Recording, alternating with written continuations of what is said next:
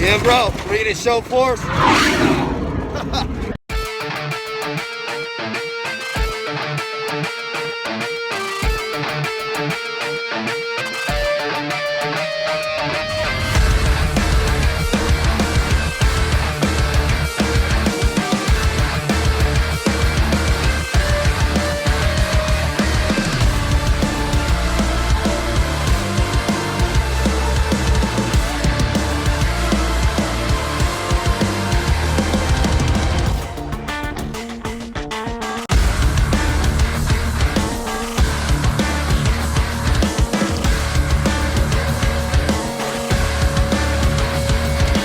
Dude, we're back, man. I've been drinking. I ain't gonna say the name, man, but this energy drink makes makes me feel like my face is melting off, man. It's the only energy drink I ever had that's spicy, bro. No, it's no joke. The last episode we did, my heart was racing real fast, and I was like, dude, I'm not doing too well, bro. Dude, yeah, I do. I love they got the pit vipers on the skull, man. Dang, dude, those you know are what sick, I mean, dude? Son. Yeah, bro. Dude, I was at at those monster truck rallies with these on, bro. I need my mullet, all my shit, dude. Oh, man, Pool party with these, I forgot to bring my Balenciagas, man, today. Yeah, dude. So, man, it's all right. What's it's up? kind of an interesting topic when you think about your life.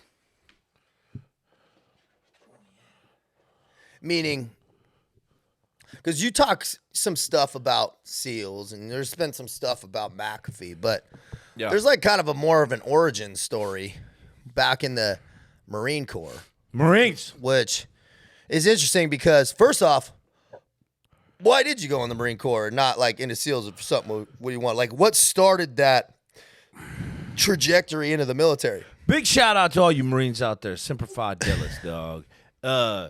Man, what started that was no offense to the Marines, man, but I did all the tests for the SEALs, right? And I wasn't ready. I wasn't mature. My body wasn't ready for it. Well, you were young though, right? I was young, man. I was 15. I was 14 when my parents took me out of school. Went to this crazy camp and cleaned toilets all day. Just too smart for school. I was like Doogie Howser, bro. Bro, I was always just way too smart. My mom told me to go to school. Yeah, they're like, we can't have him in school anymore. You're too smart, Jimmy. We got to take you out of school now, okay? And I'm over there. So we went. So I wanted to do the SEALs, man, but I did all these tests. I did the PST and all this on my own, and I tested my time stuff, and I just was like, I was way off, bro. And I was like so 16 years old, 17 is just not mature enough. 16 years old. Yeah, not and then the ASVAB. The ASVAB, I scored like a 17, and I was like 16 years old. I was like, dang, this is bad. Like I was 17. You were like, they're like, bro, we didn't know the number went this low. You cannot score that low.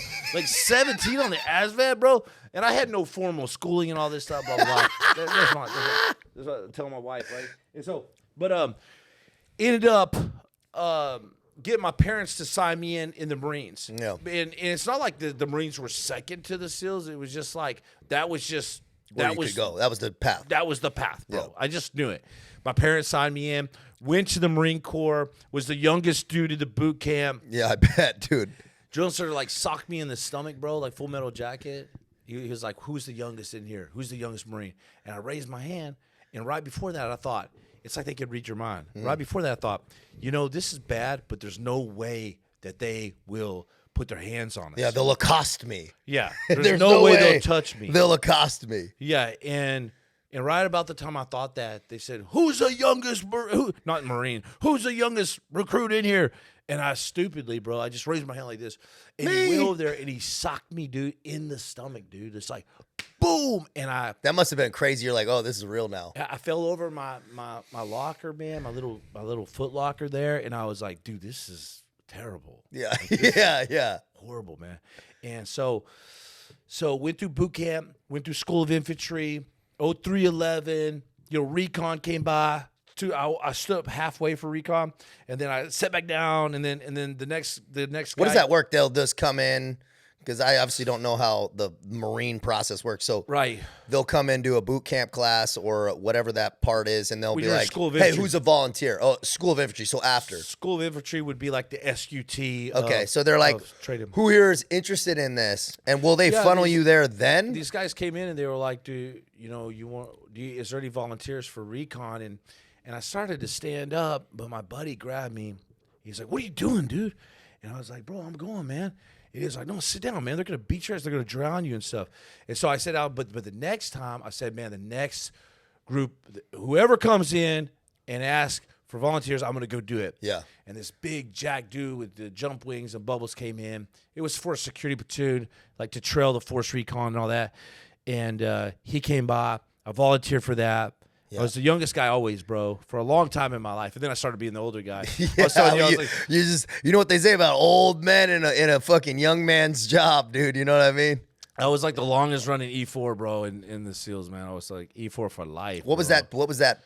Anyways, career path in the Marine, though. Yeah, so went to School of Infantry, went to Camp Horno, 1st Marines, went on leave, man. I went on leave from the Marines, and dude, was this first leave period? Yeah, the first leave period in the Marines. And I was introduced to this new security platoon, and we were doing this cool stuff like gasoil platform takedowns. A lot of people don't realize like the Marines actually do like the boat stuff, the water side. Yeah, a lot of Marines, maritime. Yeah, gasoil platform, amphibious assaults, VBSS, a lot of helo stuff, and we were doing all that stuff, and we were getting to work with SEAL Team 3, 5. We were getting to work with Force Recon, so that was really cool, man, to see. Doing some swimming ops, combat water on the surface, and not diving. And then I went on leave, man, and I didn't want to go back to the Marines.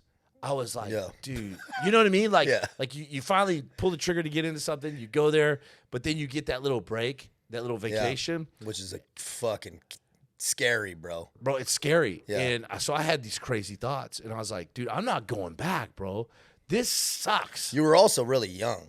Were you still 17? Super. I was 17. I was barely 18. Yeah, dude, you're still like, you're not really thinking correct. Yeah, no, dude. We're still not. Still not, man. And so I go home. I tell my parents I ain't going back, and they're like, "Where are you? You got to get on that airplane right now. You got to go back to California." Your parents are like, "You better get." Well, your dad, especially, he's like understanding the severity. He's like, nah, bro, this isn't like, this isn't like not going to school. Yeah, in the Marines is a big deal. AWOL. And in any military, they're like, hey, bro, you're going to jail, man. And so so the day I was supposed to check in, I was still at home, and my parents didn't know what to do, and so they called my uncle. Who was a 30-year homicide detective. Damn. Like the man's man, you know?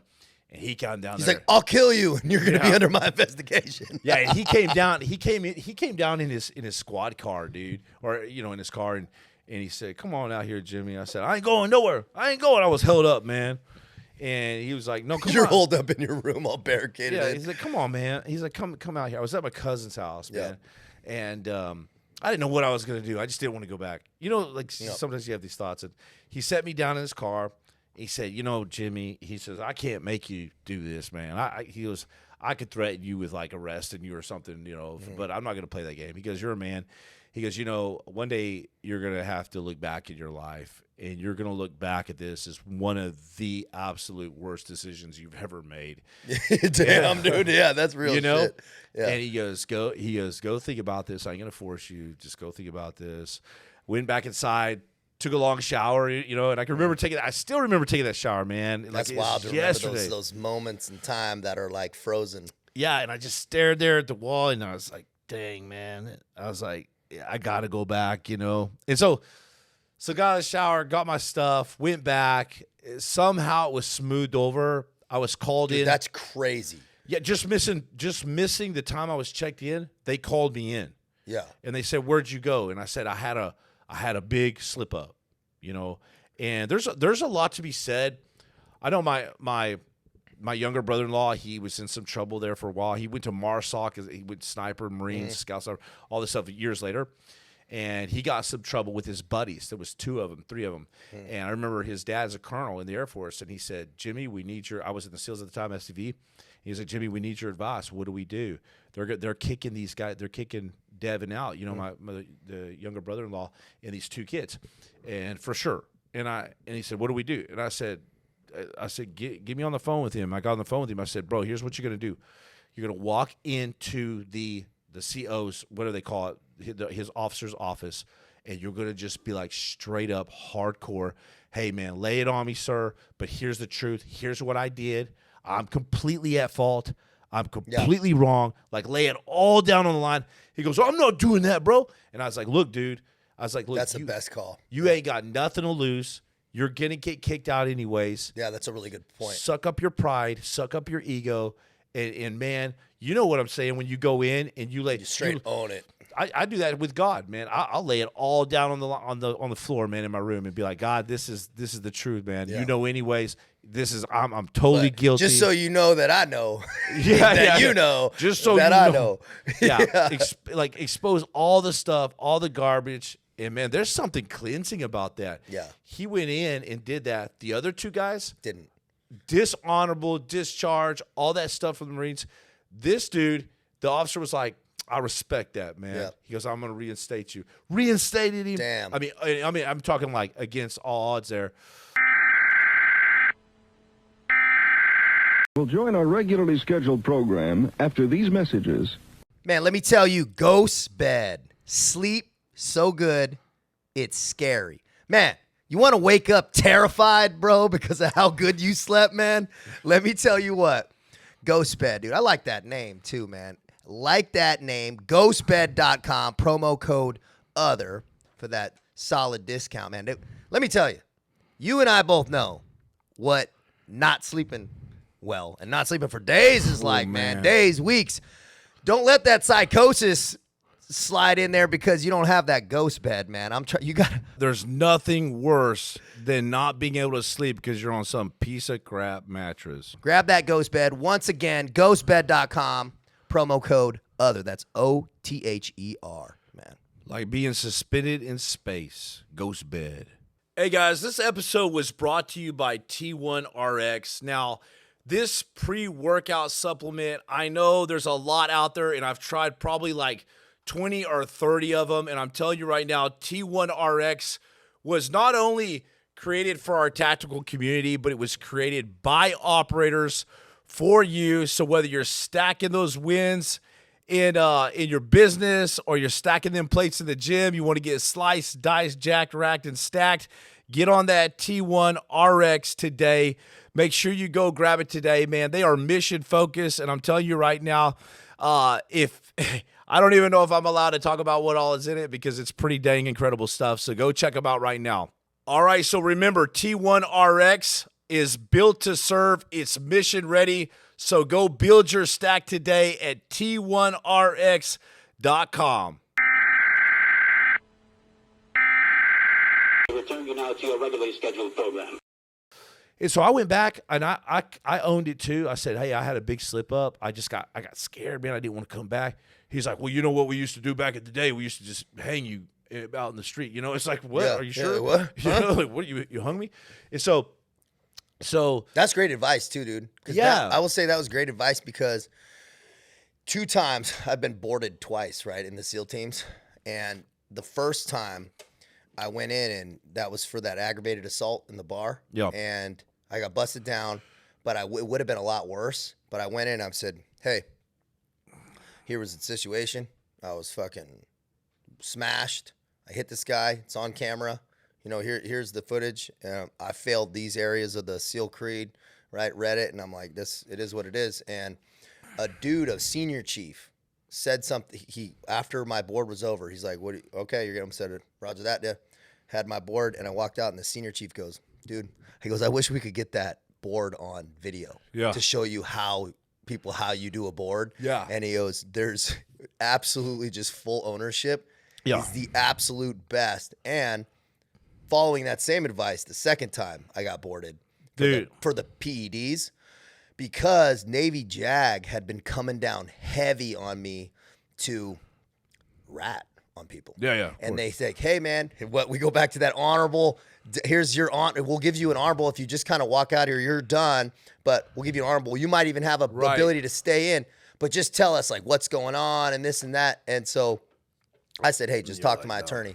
Like, there's no way I'm gonna end. Like, there's nothing going on. Hey, and that ownership piece, yeah, you take it on the chin, but it's such good advice because you don't give anybody any ground to stand on. You already are fucking walking the plank. That's what Don't give them more thread, and also don't drag other motherfuckers down with you. And you see that's where guys get in trouble on social media, like the influencers, the special forces guys, the SEALs, the guys that have a big numbers, big followings, and then it all catches up to them, and they're playing catch up. And the thing is, there's just no, I know you as well, and I've done this too. Is man, I just throw everything out there. I can't really help. That's just me. Like I'll just air out all my dirty laundry in front of everybody. Let's just roll the dice. Let's just play it how it is.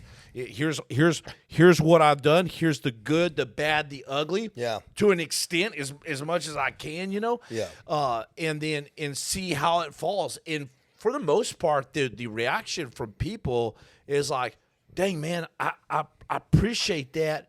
I appreciate your honesty because it's what I'm going through. It's kind of what I've done in the past too. It's shocking relatable how many people resonate with authenticity because everybody's going through this shit. Yeah. And there's no relatability. Maybe some people are pretty fucking perfect and those people are hard to relate to. But there's a comfort in knowing that somebody understands what you've gone through. Yeah. And so that's great advice, man. But what was it about the Marine Corps that was causing you friction to not want to go back? I don't know. It was, look, it's the lifestyle, as people say, and that's a great comparison with the SEALs in the Marines. Look, like you go and you do a 3-day maritime op in the SEALs and you're busting your ass, you're freezing every night.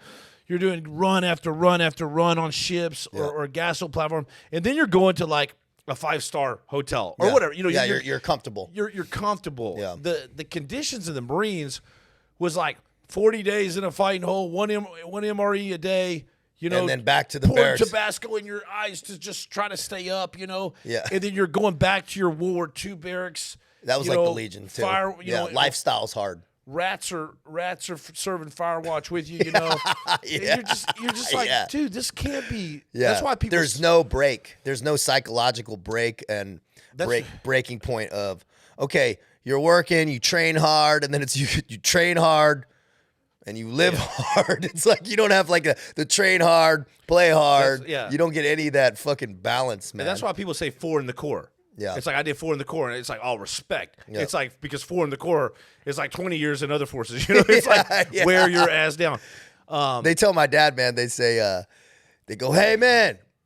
Hey, old man, once you're a Marine, he goes, yeah. He goes, once a Marine, always a Marine. He goes, yeah, man, once was enough. Thanks, though. Yeah, once is enough.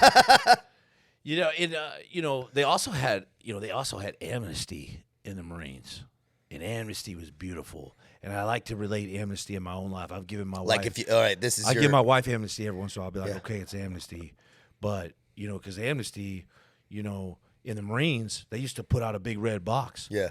And hey, if you got anything in your kit, bro, and it could be anything. You could have murdered somebody. Yeah.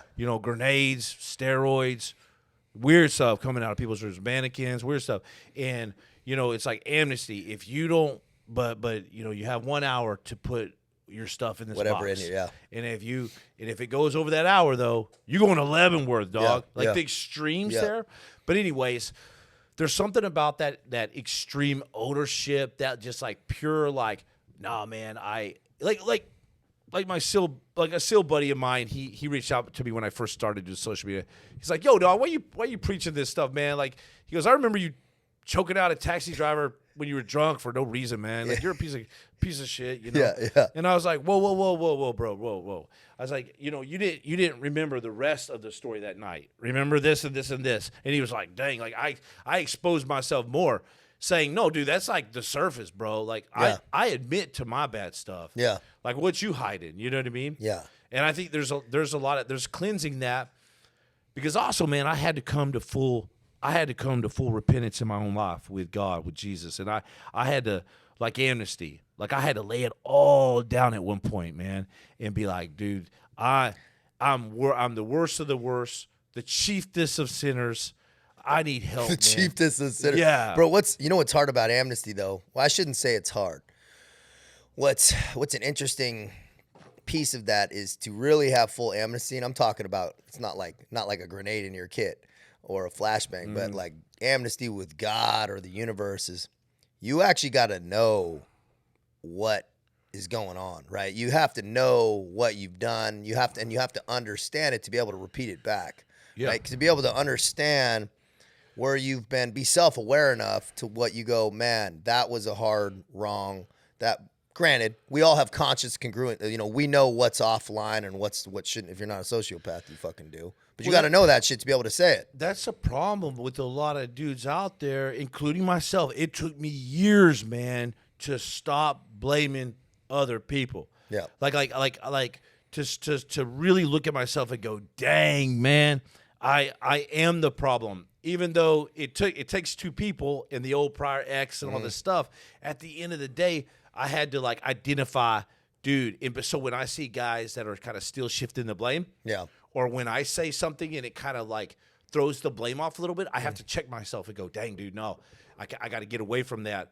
Trying to. It's a quick pullback too. It's quick. It happens. It gets more and more apparent when that happens. The more you do it, I'm finding it in my life too. Even in my relationship and things, it's like, hey, well, you did this, and I go, man, like, wait a minute, let me back this up, And I'm thinking in my head, I go, well, it's not really that. What's actually the root cause of me projecting things? Yeah. There's a root cause of what we're projecting, and it's usually it's usually a lack of ownership. It's we're rejecting certain ownership, right? We project what we reject, or some shit like that. Yeah. It's this understanding of self and being like, well, why am I projecting? And then we see a lot of hateful things, and people throw out stuff. It's like most of that is just glaring lack of self-awareness. When people are throwing shit out, it's like, dude, are you really taking a hard self-audit and being like, well, what's causing me to flare up about this person or this thing, or why am I pinging on this old resentment, whatever it is? And there's a piece of it in there that's guilt. It's like woven in guilt, and I don't say. Well, that's right. That's you right. You gotta forgive. You gotta to get rid of that guilt. Then you first have to fucking recognize it, and then you have to get past it. Well, yeah, I used to like think about it in the past. Like I used to be like, are you cheating on me, girl? Like she's like with her mom and the whole night before, but I'm the one out doing the cheating, right? And so like back in the day, and so it's like 101 projecting, like getting angry at people for things that you're doing. Yeah, and so that's a lot of that 101 projection. It's like projecting for dummies. Projecting for dummies, and a lot of times, man, I look at my DMs and somebody will be like, you look like a red smashed tomato, and I'll be like, oh, that's cool, dog. Let me check out your account real quick. And it's a private account or somebody that... Picture some fucking cat. Or somebody that looks like a red smashed tomato, you know what I mean? And so you're just like, dude, I feel sorry for this dude or this girl, whoever it is, man.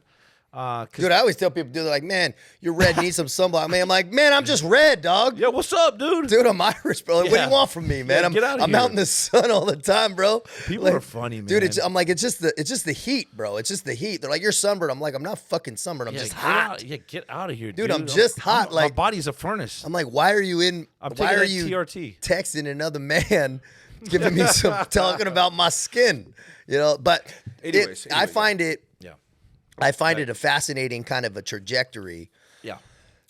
Powering through, because you had talked about, dude, you have to turn back and face it, right? Yeah. And this is what that piece is, right? You go back in, you face it, like we face all these things. You face the things you don't want to face, and then the rest of your path was actually pretty good in the Marine Corps. Oh, it was great. And after that, just like when I talked about the switch going off in Hell Week, like the rest of the time in the SEALs was freaking awesome. I do talk a lot of negative stuff in my life, but I kind of bypassed the all-star moments. And going back to the Marine Corps, I did really well in the Marines. When it was time to get out, I got out. But instead of staying in and doing like another 4 in the Corps, I was like, I got to get out. I got to do the SEALs. I got to do something else, right? Was that the initial plan, or did you have like college or some other shit? The plan was to get out and do the SEAL teams. It was always to go back and do the SEALs. And so I got out, and there was some time where I was training for the teams and stuff. But in my mind, I'm like, dude, it's going to take forever. You know? What was going on? I mean, at this time, I'm kind of just doing some math. So this is like 03, the initial 04. invasion, so there's like an invasion happening. The initial invasion of Iraq had just happened. Yeah, so I get out. I did my 2 deployments, did the Afghanistan stuff. The talk of Iraq is going on as I'm getting out, but I can't chance re-enlisting in the Iraq for a possibility that they're going to do an invasion. It's not like it's not like a lot of guys like when 9/11 happened, they're like, oh, turn in their bird. No, I was in it to win. I wanted to go to war, and so after my deployments with Afghanistan, there was all this talk about Iraq, and I was like, and so my time to get out, I got out, and so I'm at home. I remember, I'll never forget it. I was with my dad. And on the big screen TV, the Thunder and 3rd, 1st Marine, my junior Marines, were on TV in the Battle of Fallujah. Damn. And, bro, my heart just sunk, dude. That must have been heavy, dude. Bro, it was so heavy because all I wanted to do was fight and go overseas and fight, right? And so I look at the TV, but I didn't want the lifestyle. Yeah. Big difference, right? I wanted to fight a battle, but I didn't want the lifestyle of the Marines. Mm-hmm. And so I see my old unit, Thunder and 3rd, in Fallujah on this big screen TV. And, bro, instead of like going straight to the recruiting office, I went straight to the Pisano, the jug of wine in my dad's refrigerator. Yeah. And I remember him walking. He goes, "What the hell are you doing with my wine, boy?" Yeah. He's like, "Put that down." And I was like, "Dad, I think I need to get on Prozac or something, man. I'm hurt." He's like, "Prozac? What you mean?" It's like, "Put my wine down." Put my wine down, dog. No, put the wine down. And so he's like, "What do you mean Prozac? What do you mean like meds, psych meds?" And I said, "Man, Dad, I'm supposed to be there like Lieutenant Dan. I'm supposed to die in Vietnam." You know what I mean? And so we'll join our regularly scheduled program after these messages. Hey guys, when the mission is over, your mind's still spinning. Whether you're about to go on an op or you're about to go to sleep, you don't need all that garbage, all those weird drinks. All you need is Halo. Halo is an odorless, flavorless THC mix that you can mix in whatever drink that you want. So make sure you grab that Halo today, all right? So unless you're operating heavy machinery or driving down the road, make sure you go to drinkhalo.com.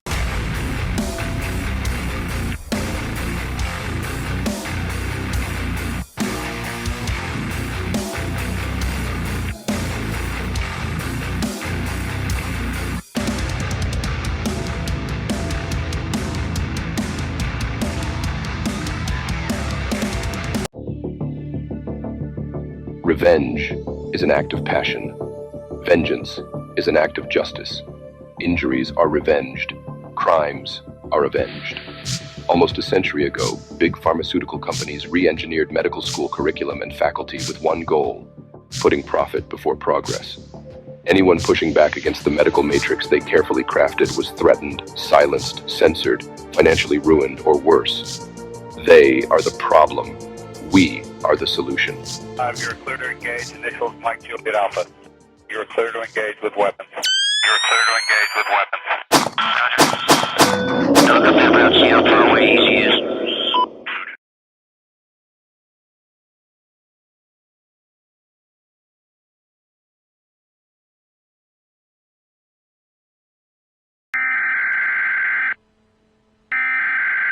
Return you now to your regularly scheduled program. Those guys are fighting on TV in Fallujah, and I'm like, I got to get in the game as fast as possible. And so my dad said, instead of going on psych meds and drinking my wine, go get back in the fight. Yeah, do whatever you got to do. Go get in the fight. And so that's what I did, man. I started the process to join the SEALs, just like that long dark hallway, right? And on my way there at the ASVAB place, I scored like a. They're like, you again. And bro, I went from a 17. They're like, damn. Here they got your picture up in the fucking ASVAB place. They're like, do not let this guy. He broke in. our machine last He wasted time. our time with a 17 a score. It's still flashing low score. Dude. This time I make a 48. Damn, bro. Dude, that's lightning, bro. You can imagine. Can you imagine the growth there? Yeah. Anyways, 48, waiverable to a 49. Yeah.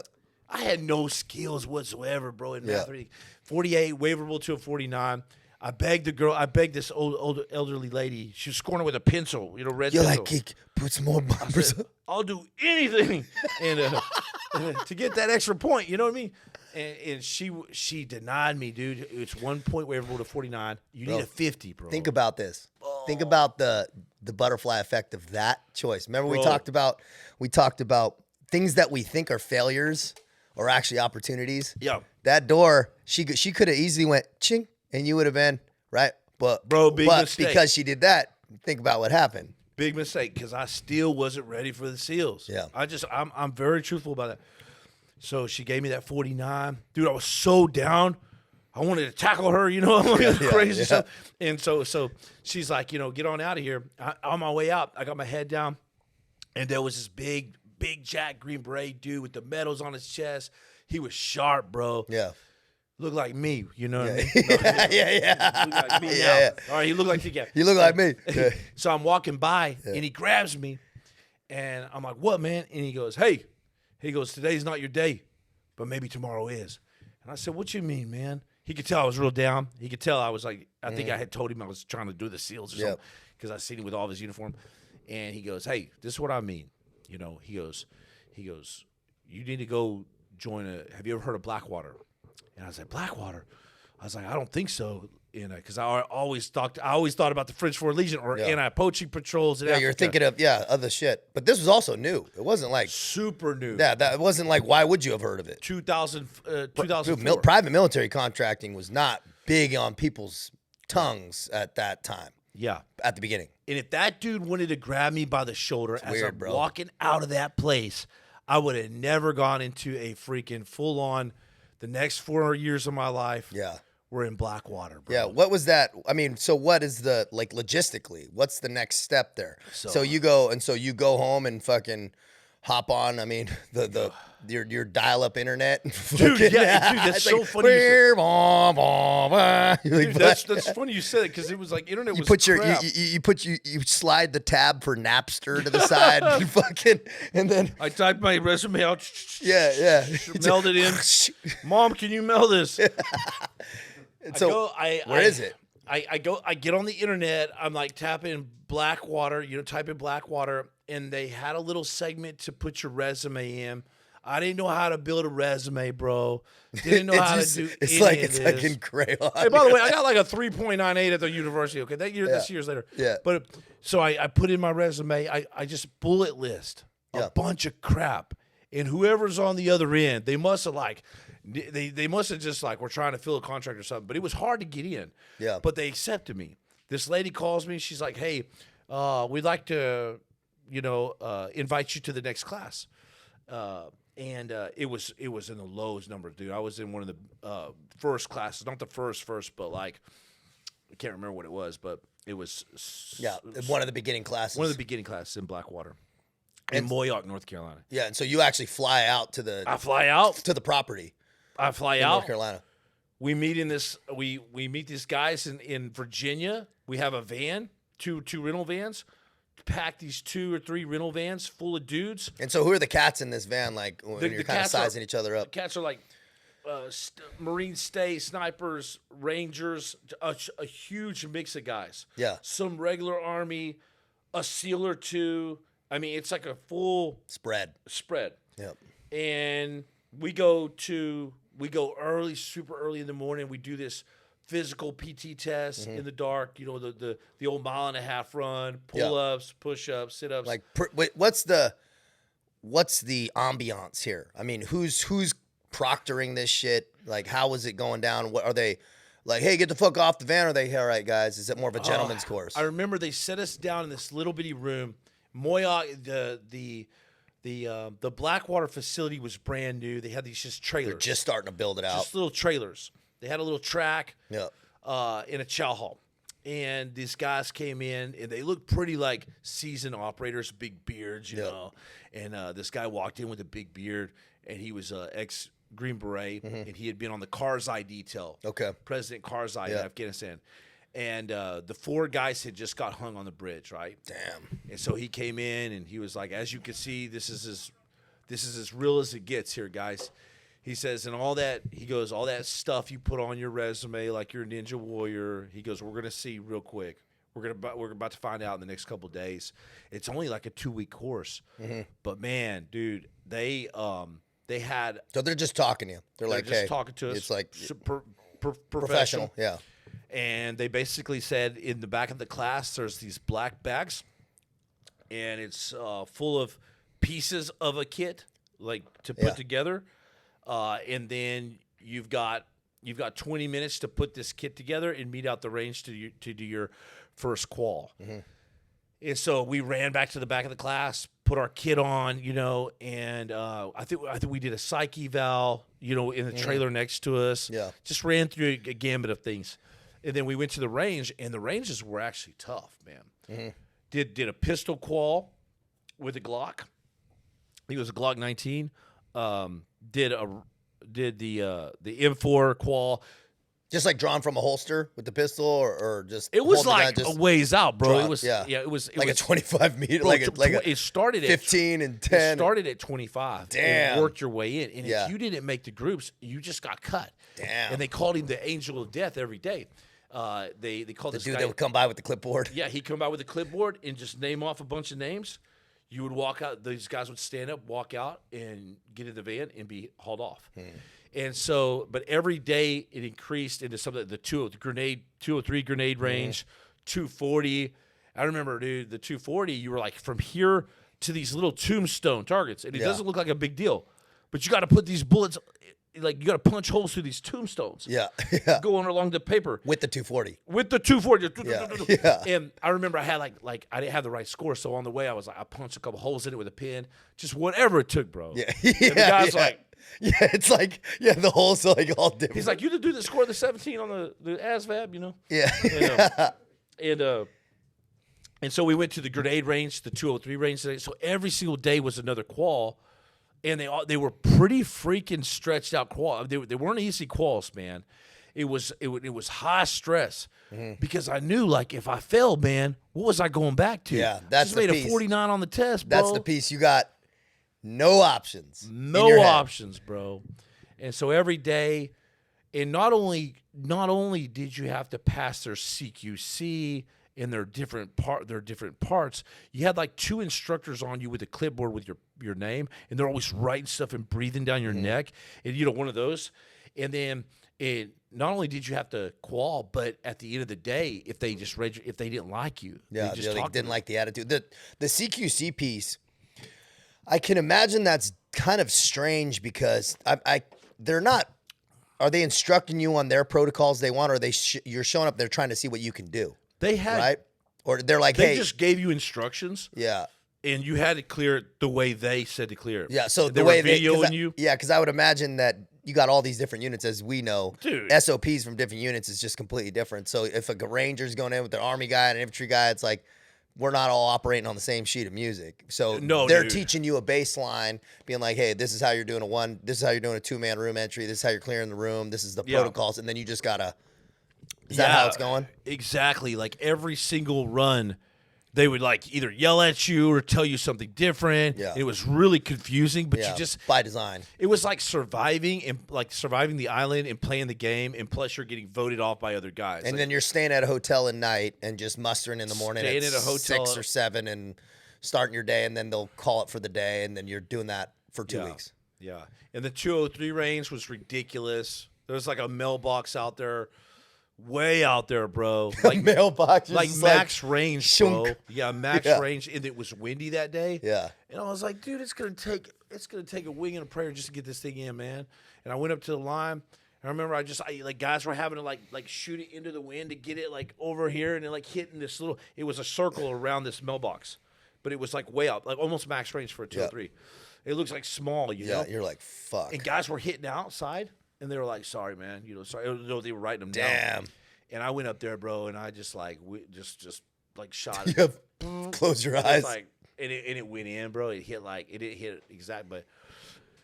And then, man, after all that, our class they must have not needed guys back at that point because our class was dwindled down, way down. And finally, they came in and said, "Hey, congratulations, you passed. You're going to go see this lady." And I walked in this room, and she goes, "When do you want to go to Iraq?" She's like, "Hey, one thing, we got to have you take an ASVAB." And I'm like, one last thing. I'm like, "Dude, I can't." Okay, and then That must have felt so good, dude. oh, bro, she said, "When do you want to go to Iraq?" And I said, "Right now." And she said, "Right now? You don't want to go home?" I said, "No." Yeah. And she goes, "Okay, tomorrow you're flying out to Baghdad. Or you're flying. Damn. You're flying tomorrow from Virginia Yeah. to can't remember where you said Jordan to Germany to Jordan, Amman, Jordan. Yep. And then when we take these little bitty airplanes from Amman, Jordan, these twin engines." From Amman, Jordan, across the desert, like Jordan seems like a weird place to launch to Amman, Jordan. stage at. We would stage there at the Blackwater. We'd get Interesting. drunk at the hotel. Yeah. And then they would fly us directly into Baghdad, Iraq. That had to feel fucking so good, man. There's a lot to be said for that drastic move. Like, hey, I'm fucking going now. Just the ships have been burned. You're like, you're going back nowhere. Yeah. It's just all problems behind you, and you already know where you came from.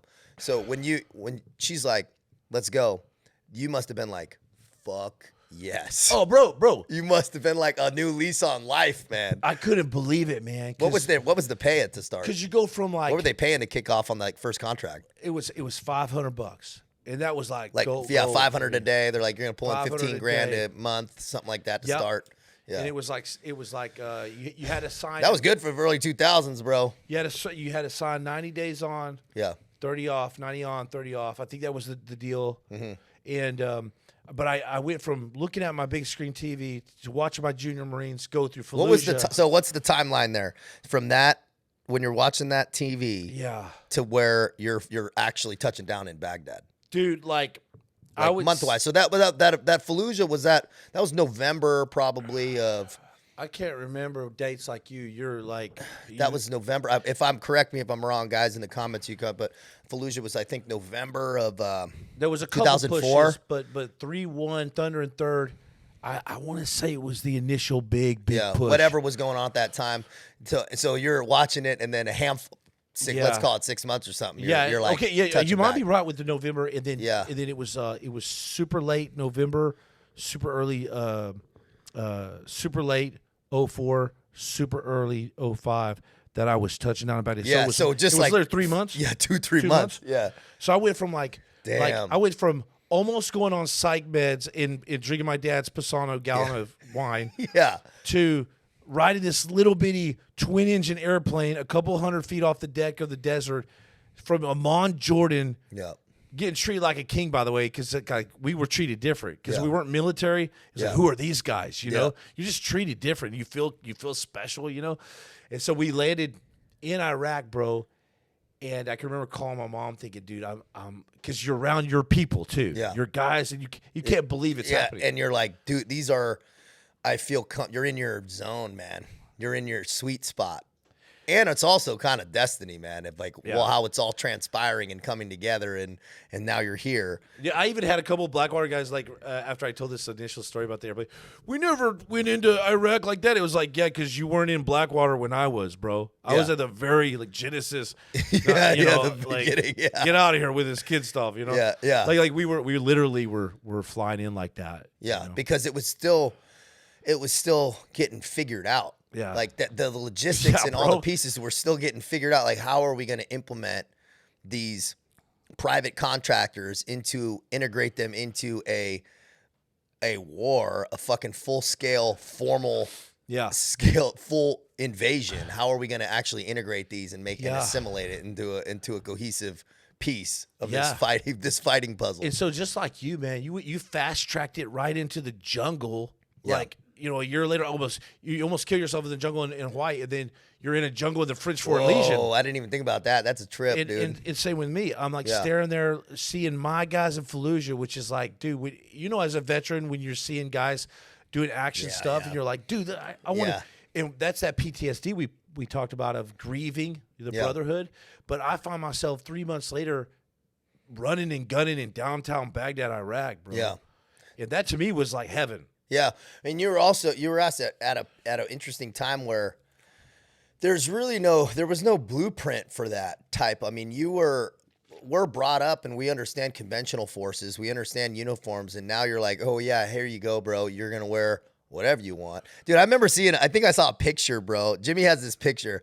Jimmy ain't got no good pictures, man, because he was just, you know, busy in it, dude. And I think they didn't even have pictures at that time. I think they have it.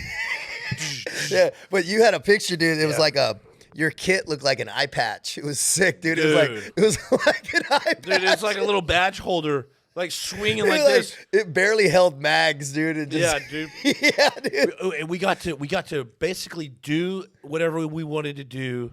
We partied, you know, every night.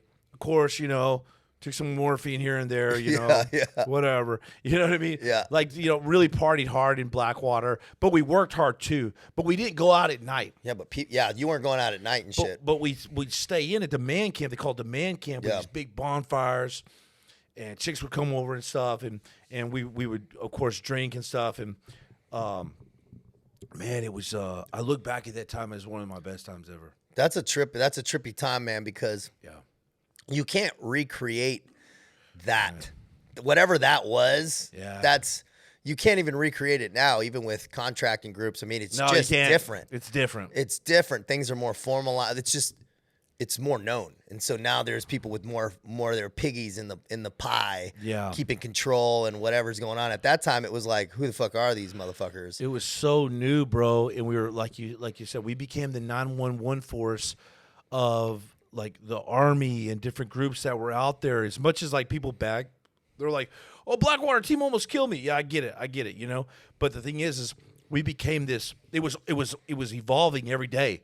And so as the rockets were hitting the man camp in areas of the green zone, we started being the 911 force.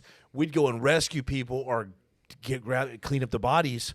Because your ROEs, bro, are different. Yeah. Right. So your ROEs are different. So, and also the approvals are different. So, So it makes sense why it would be the best QRF, because they're like, hey, it doesn't need to go up this chain of command and some general needs to approve. I'm sure just some deconfliction needs to happen.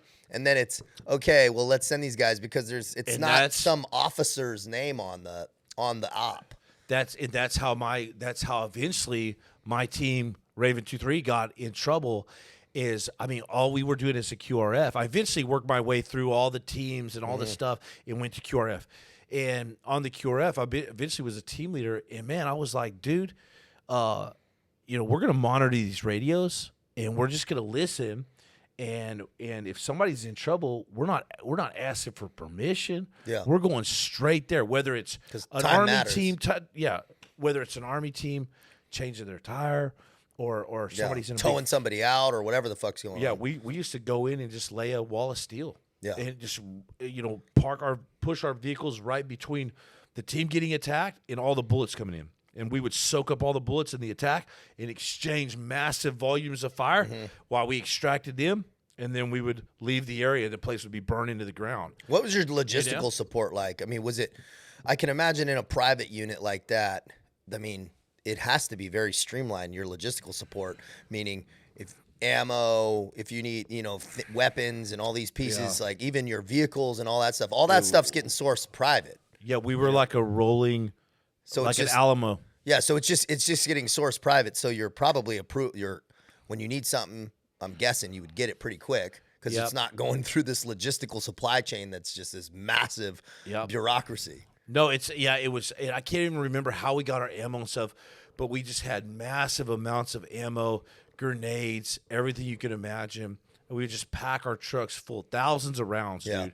We were like basically like a rolling Alamo. Yeah. But we were the end all. Like there was nobody coming to help us other than maybe another a Blackwater team. Yeah, that's a weird thought process. You're no like overhead. Yeah, you're like the little birds. Yeah, there's no. We're going out and this is it. That gets you into a different frame psychologically though, where it's kind of painted yourself into a corner. Your team though, guys showing up who are green. You know, it must have been interesting because you were there for so many years. Guys showing up green, being like, "Hey, guess what, dude?" Because Blackwater. A lot of the numbers aren't out there, but there was a lot of guys lost in operating, bro. As a contractors, there was just as many contractors lost, killed as there were military. Yeah. In Blackwater specifically, there were a ton of dudes that got hurt or killed. I mean, I knew personally a lot of guys that were, if they weren't killed, they were hurt. Like the guy I used to go work out with, I mean, he got blasted in his rack. He was talking to his girl on the phone like this with his leg up like this, and a rocket just smashed through and cut his leg off, bro. And I answered that. I ran right to his room and found him like that. And he's like, "You think chicks will still like me, bro?" And his leg was hanging off. I was like, "Oh, yeah, man, you're good, dog." Yeah, you're good, bro. Straight up, you know? Yeah, they got those Gucci one legs now. Gucci, man. And so saw a lot of messed up stuff, man. Obviously, you know, there was a lot of dudes got smoked. Yeah, those numbers aren't really run either because they're not. Dude, that's the whole. They're point, not made you know? public, and that's obviously was kind of the draw. But they're not made public, so it's like it's kind of a shame because there's a lot of good dudes with that fucking name and that true honor, right? Going to fight, and a lot of times that name mercenary. Yeah, it gets a bad connotation. It's a fucking cool word though, but cool. that connotation. Oh, I'm a private contractor. Yeah, but there's also straight killing teams, man. Those are mercenaries, right? You're going into difference. and that there's term, a difference between a Blackwater contractor because you're still working for. You know, we had black passports, you know, diplomatic state passports. We were GS-13s. We're working as for the Department of State on a diplomatic protection team detail. Even though we went to these crazy QRF teams, you're still not an offensive mercenary like stuff that we did later on. Yeah, you know, and it's actually kind of it's a fascinating kind of undertaking, and we'll get into it more. Yeah, man. we're gonna get that into whole. all that. Man, we could dive into this so deep, and it gets dark, man. It gets dark, and it gets real, bro. But we're going to obviously build it up, always. Build it up. Build it up. Thanks for our sponsors here. Once again on this episode, hptrt.com. OTH20 is the affiliate code. And, man, dude, Jimmy, this is a wild path, man. We're just getting started, bro. Bro, and build up that muscle, guys. Get jacked, racked, and stacked. Get that TRT going on. Yeah, man. Make sure you use that discount code, guys. And I really appreciate everybody for watching this, man. Yeah, let's do it, bro. Yep. We got a lot more to do. Yeah, a lot more coming at you. Be smart, y'all. Let's go.